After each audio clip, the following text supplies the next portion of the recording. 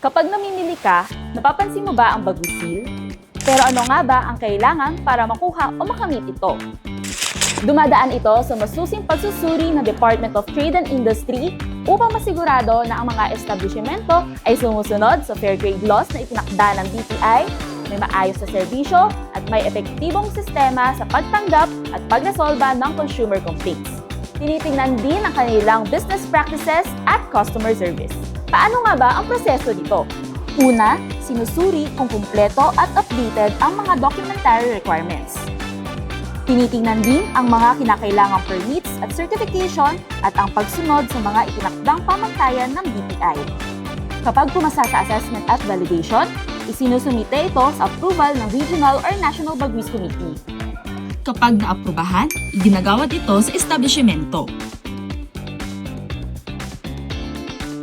Ang Bagwi Seal ay hindi lamang pagkilala.